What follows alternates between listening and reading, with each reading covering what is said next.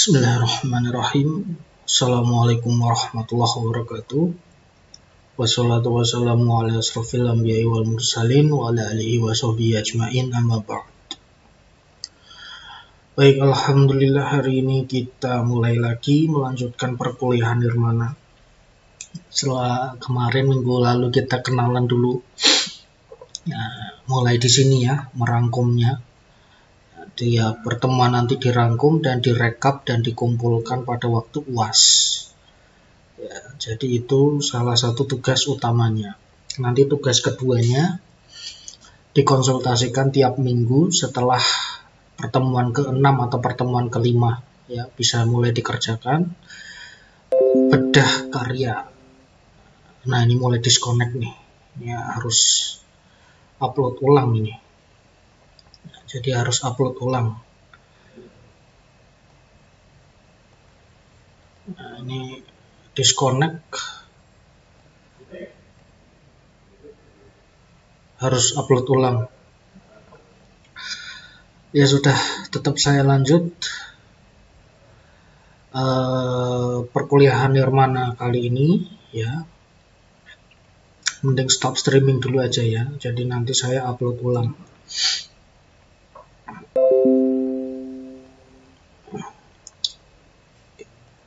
Nanti saya upload ulang insya Allah habis ini.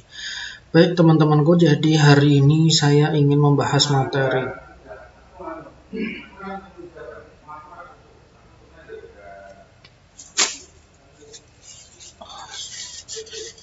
saya akan lanjutkan. Jadi perhatikan. Jadi hari ini kita mulai membahas tentang pengertian Nirmana itu apa dan fungsinya itu apa. Jadi Nirmana itu adalah ibarat tahapan ya. Kalau misalkan ilmu pengetahuan itu digambarkan dengan ilmu berlari ya, berlari, dan itu harus dikuasai semua manusia ya. Nirmana itu ibaratnya kita masih bayi ya, masih bayi dan belajar untuk berjalan. Nah, belajar berjalan itu yang namanya ilmu Nirmana. Ya, jadi misalkan mata kuliah yang lain itu diibaratkan belajar berjalan cepat atau mungkin berlari. Nah, pada Nirmana kita tahap proses baru akan latihan berjalan. Ya, jadi kalau misalkan tidak melalui ilmu Nirmana, ibarat kita langsung berlari ya, tentu kaki kita akan patah-patah ya, jadi tidak akan mungkin bisa dengan baik memahami perkuliahan atau mata kuliah yang lain ya. Jadi seperti itu pemahamannya.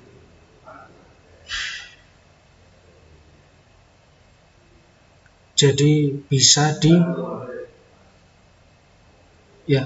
dipahami ya, bahwa itu adalah hal yang penting. Ya maaf kalau ada suara berisik ya, namanya juga di kantor. Baik teman-teman, langsung aja saya bahas di sini tentang baca dulu, kita baca literaturnya. Pengertian Nirmana. Nirmana berasal dari dua kata, yaitu nir yang berarti tanpa atau tidak, dan mana yang artinya bentuk ya atau makna.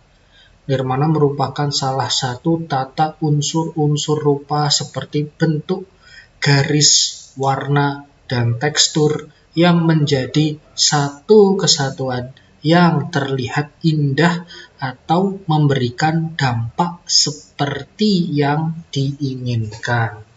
Nah, jadi nirmana itu terdiri dari dua kata. Dari bahasanya nir itu tidak atau tanpa, mana tidak berbentuk. Nah, kalau kita tafsirkan, jadi nirmana itu adalah sesuatu yang kita pelajari, ya, sebuah pondasi yang bukan mempelajari sebuah bentuk karya. Ya, jadi kita belum bicara tentang komik, belum bicara tentang animasi, ya, belum berbicara tentang fotografi, ya, kita belum berbicara tentang corporate identity, belum berbicara tentang desain logo, belum berbicara tentang pop art, ya, tetapi kita membahas sesuatu yang lebih mendasar daripada semua karya itu, yaitu ilmu nirmana. Jadi kita membicarakan sesuatu yang belum berwujud karya. Ya, kalau kita yang dimaksud dengan tanpa bentuk, tanpa makna, itu bukan berarti kita mempelajari sesuatu yang tidak berguna, tetapi kita membahas atau mengkaji sebuah ilmu, ya, yang menjadi dasar pembangunan sebuah karya. Jadi kita bukan belajar membuat karya, tetapi mempelajari sebuah ilmu, ya, dalam mempersiapkan tata cara yang baik dan benar ke depan nanti dalam membuat karya. Nah, jadi ini harus dipahami karena semua anak DKV harus benar-benar menguasai dengan baik ilmu nirmana ini, ya, teman-teman, ya. Jadi kalau tidak bisa menguasai ilmu nirmana, kita nanti akan kesulitan dalam melakukan komposisi, penataan objek pada karya-karya kita, ya. Jadi akan susah nanti ke depannya. Oke, jadi itu dari pengertian nirmana. Nah, di sini teman-teman bisa melihat misalkan ada banyak karya, misalkan kalau saya juga karyanya mungkin ada banyak, ya. Di sini ada animasi, ada komik, ada fotografi. Jadi semua karya itu, teman-teman, ya, harus dipahami bahwa semua itu harus menerapkan ilmu nirmana. Ya, kalau tidak ada tata caranya, nanti akan bingung nanti bagaimana cara membuat menata ilmu nirmana yang baik dan benar. Baik, kalau misalkan akan sulit dipahami, nanti setelah ini saya akan berikan analogi, ya, analogi yang baik dan benar dalam mengaplikasikan atau menggunakan ilmu nirmana tersebut. Nah, simak terus, ya. Kemudian manfaat nirmana, ya. Manfaat nirmana. Nah, di sini kita juga akan saya bahas dulu, ya.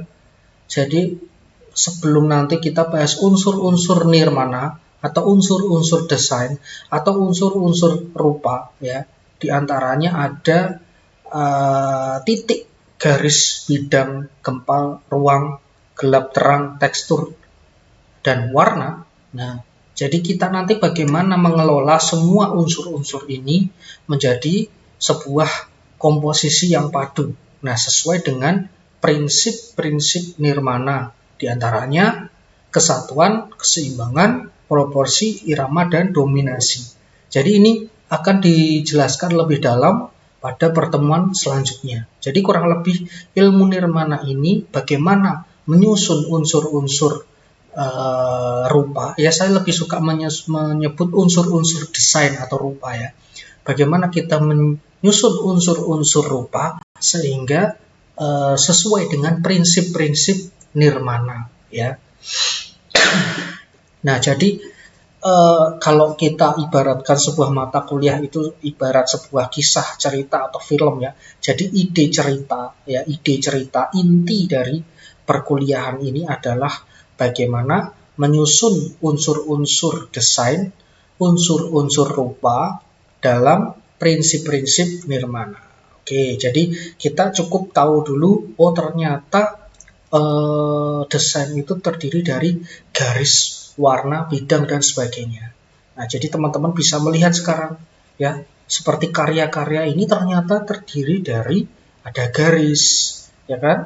Ada warna, ada bidang, ya, ada tekstur di sini, ya, sehingga tersusun dalam sebuah irama yang padu di sini.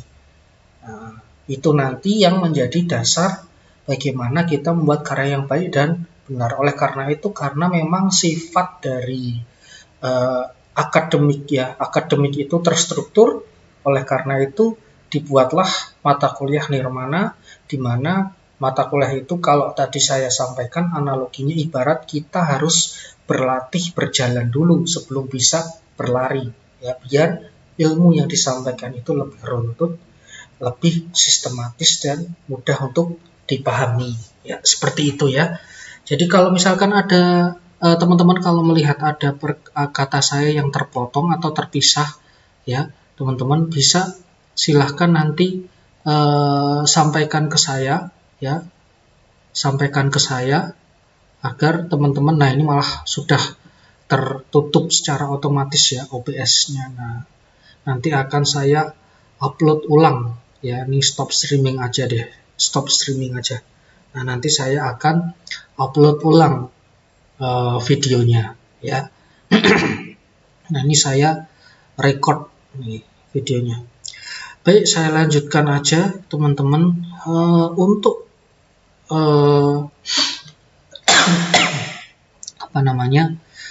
selanjutnya, manfaat dari nirmana itu sebenarnya apa aja sih?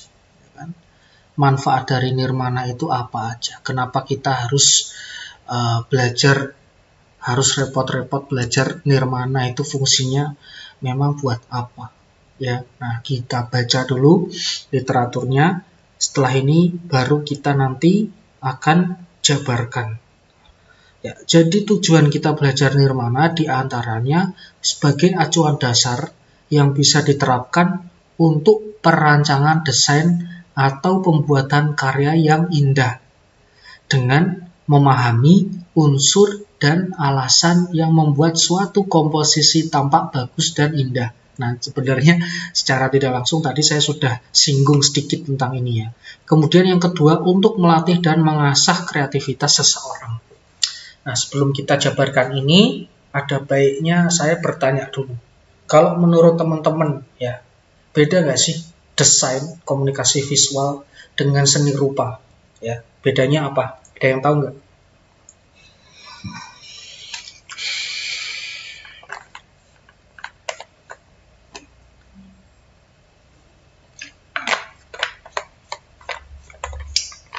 Gak ada yang tahu?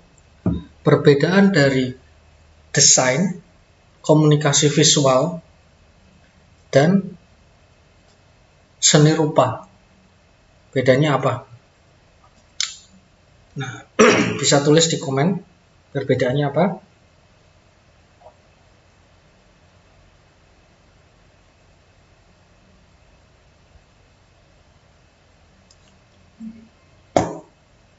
Baik. Jika seni rupa, memang dia fokus ke kriya, crafting, ya.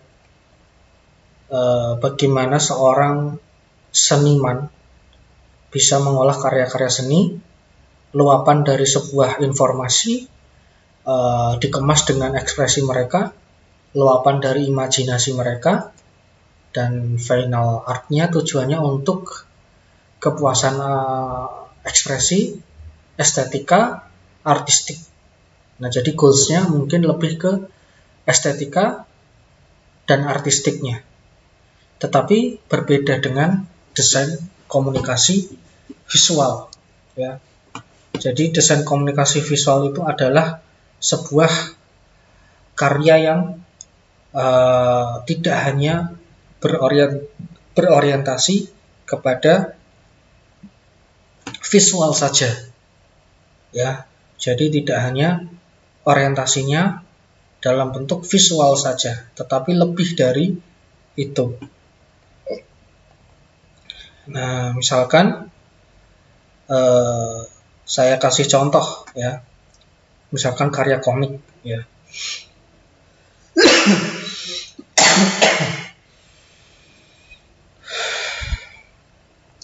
Nah, jadi karya komik itu Dia diciptakan bukan sekedar karena komikusnya ingin membuat karya, ya. Jadi diciptakan bukan sekedar karena komikusnya ingin membuat karya komik, tetapi ada alasan dibalik diciptakannya karya tersebut. Nah, kita ambil contoh komik ya. Komik itu kan salah satu produk desain. Nah, jadi komik itu diciptakan sesuai segmentasinya. Dia ingin menyampaikan informasi apa. Nah, setelah ditentukan informasi yang ingin disampaikan, tidak berhenti sampai di situ. Untuk kalangan yang seperti apa? Apakah untuk anak-anak? Apakah untuk dewasa? Apakah untuk orang tua? Nah, kita harus tahu tujuannya untuk siapa, ya. Misalkan untuk karya komik ini, misalkan. Nah, jadi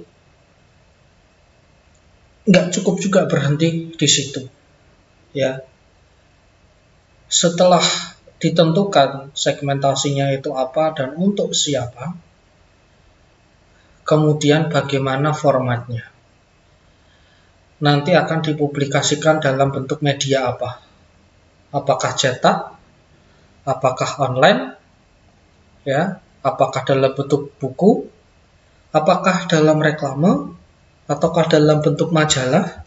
Nah, itu harus ditentukan. Nah, jadi bisa disimpulkan bahwa prioritas utama dari komik itu, ya, atau karya desain itu, dia diciptakan karena sebelumnya ada sebuah permasalahan. Misalkan komik itu disampaikan untuk menyampaikan sosialisasi untuk melakukan zakat dan sedekah. Nah, karena ada permasalahan, masyarakat itu belum tentu tahu semuanya bagaimana metode yang baik dan benar dalam bersedekah atau berzakat. Nah, misalkan dibuatlah sebuah media, salah satunya misalkan dengan komik. Nah, dengan komik itu bisa memberikan tutorial pembayaran sedekah dan zakat yang baik dan benar itu seperti apa. Ya, jadi itu salah satu fungsi dan perbedaan dari karya desain dengan karya seni lukis misalkan. Jadi kalau misalkan seni rupa itu orientasinya lebih ke apresiasi, ekspresi, estetika, semiotik, tetapi kalau misalkan komik itu misalkan dan mewakili semua karya desain yang lain, karya desain bukan hanya mengejar estetik, bukan hanya mengejar artistik, itu justru malah nomor kedua. Fungsi utama bagaimana karya tersebut bisa fungsional, menyelesaikan sebuah permasalahan. Apakah sebuah logo itu bisa menjadi identitas perusahaan yang baik? Apakah sebuah brand itu bisa memberikan mewakili visual dari visi misi perusahaan? Apakah komik itu bisa menyampaikan dengan baik informasi yang disampaikan sesuai pada segmentasi dan medianya? Nah, itulah perbedaan dari desain komunikasi visual dengan karya seni yang lain. Jadi dia diciptakan fungsinya untuk menyelesaikan sebuah persoalan atau permasalahan. Nah, kalau sudah tahu apa perbedaan dari desain dan karya yang lain, baru kita bisa mempelajari manfaat dari nirmana.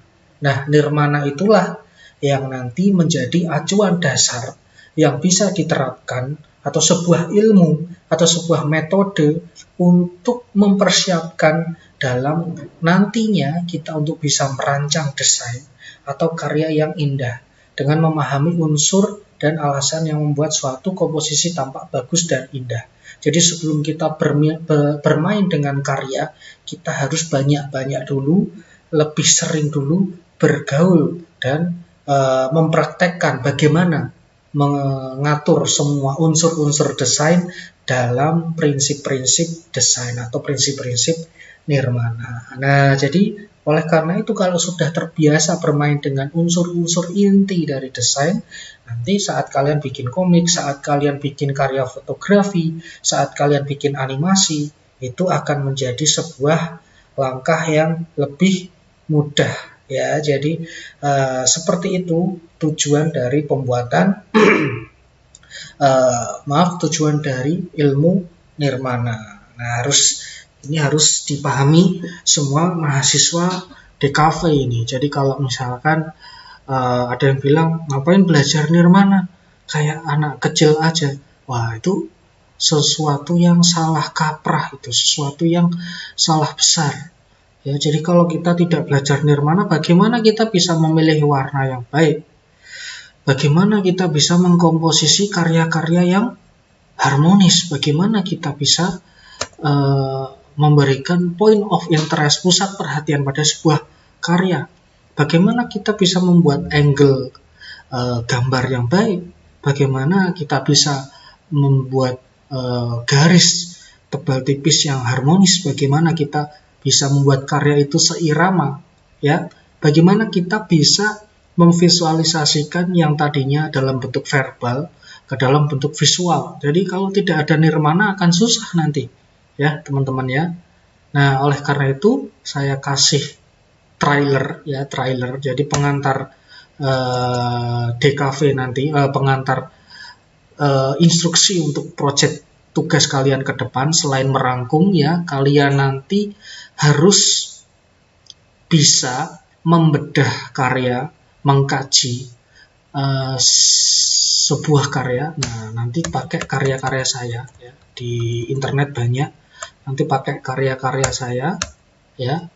Di internet ada banyak. Nanti kira-kira unsur desain yang menyusun karya tersebut itu apa aja.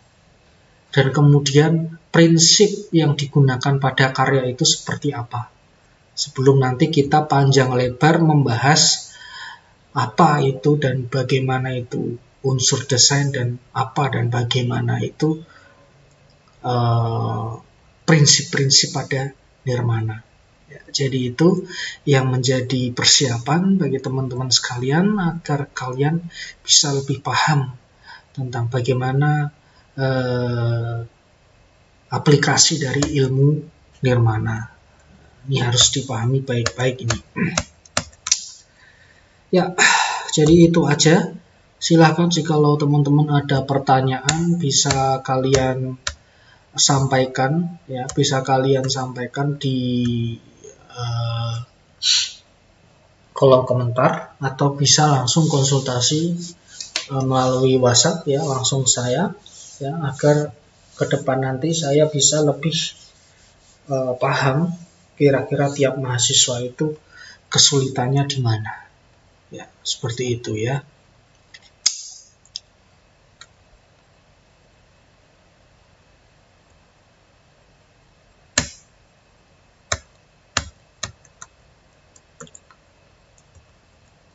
Ya, jadi seperti itu. Nanti bagaimana kita memanfaatkan karya-karya yang saya miliki untuk menjadi bahan bedah karya kalian ya. Menjadi bahan bedah karya kalian.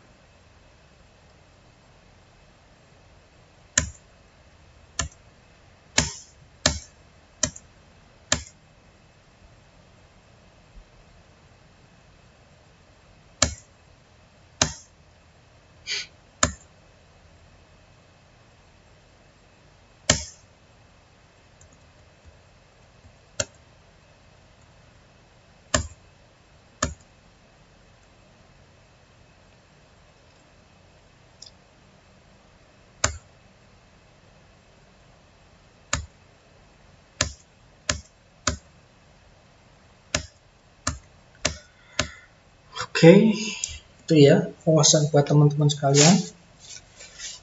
Semoga karya metode ini bisa bermanfaat buat kalian semuanya. Ya, jangan lupa untuk dirangkum. Cara cepat merangkumnya kalian mulai merangkum hari ini juga. Ya, kira-kira apa yang saya sampaikan ini, misalkan dalam satu perkuliahan kalian rangkum dalam satu halaman A4. Jadi nanti kalau ada 19 pertemuan, jadi minimal untuk isi rangkuman itu ada sekitar 19 halaman A4 ya. ada 19 halaman. Oke, baik, silahkan dicermati dulu, silahkan dicerna dulu apa-apa yang saya sampaikan. Semoga kalian bisa pahami ya.